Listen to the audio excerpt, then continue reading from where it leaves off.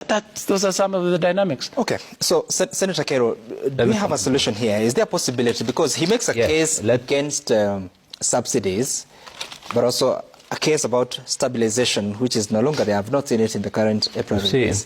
First of all, I think it's important to get facts correctly. The most authoritative source of information regarding energy is the International Energy Association. The price of oil in the last 2 months has only gone up globally by 5%, from 85 to 90. And the outlook is that for the remaining quarter, from 80 to 90, 85 to 90, from IEA, you can get it from their site. And going forward, they are estimating that it will stabilize to 87 for the next quarter.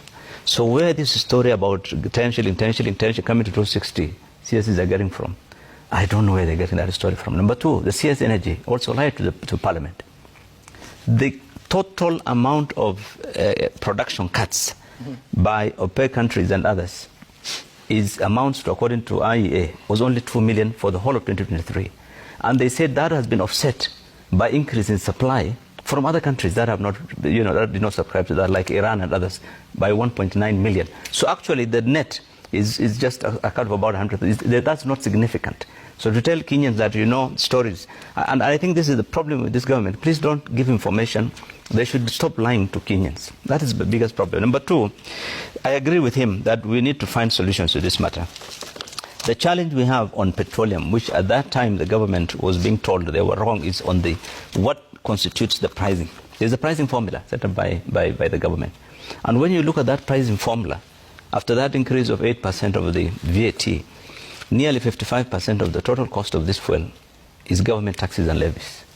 So if government wants to really, help Kenyans, is to reduce this appetite for revenue.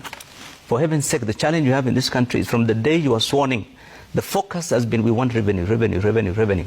Nobody's talking about how to cut down the public expenditure, the wastage, the inefficiencies, people traveling day and night, adding no value to this country.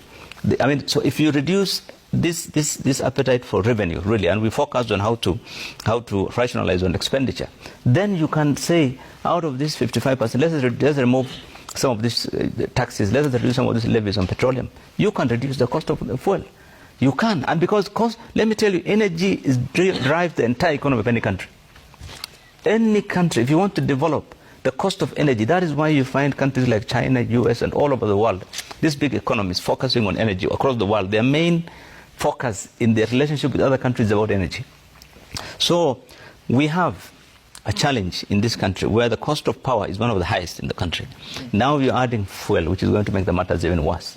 Then you have the cost of corruption, which is getting worse. According to the head of public service, it's now on an industrial scale. Then you have taxes, unlimited.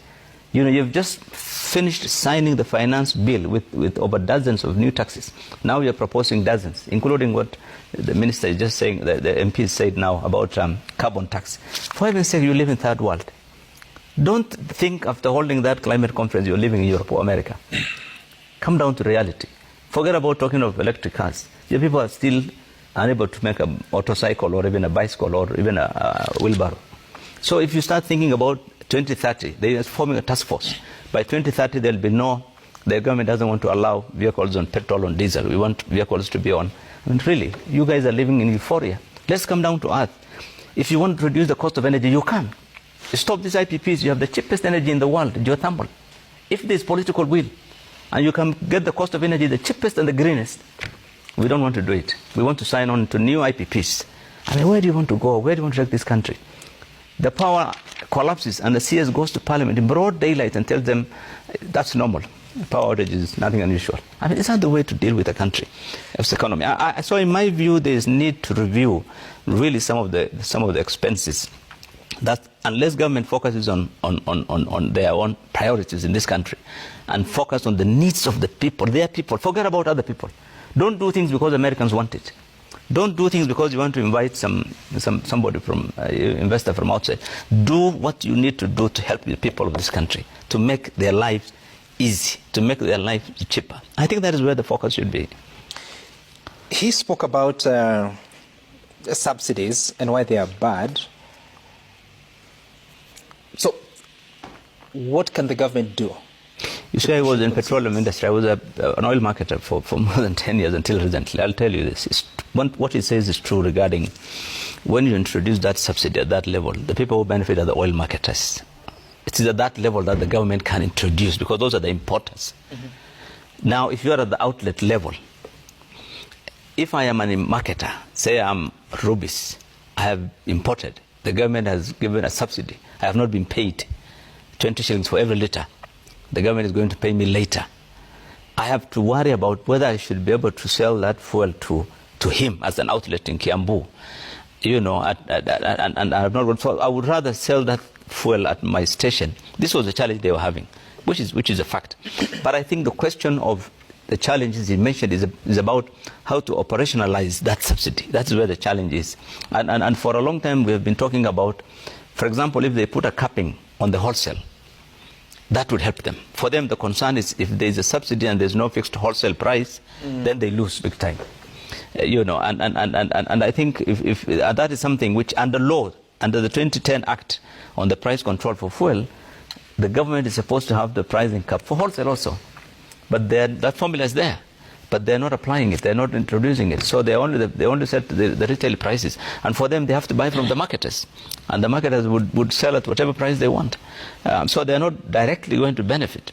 But again, the challenge you mentioned is about the government's inability to pay the oil marketers when there is a subsidy.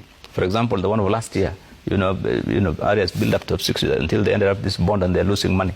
But if the government's priority, and that's why I said it's about priority, this is critical for the entire economy. So if you offer a subsidy of 20 billion on petroleum, please give them that check of 20 billion.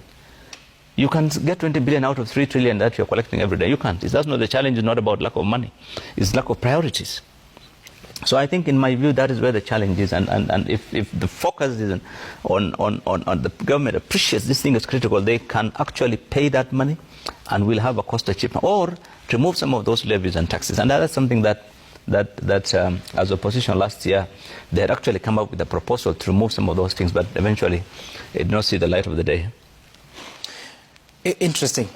So let's listen to the cabinet.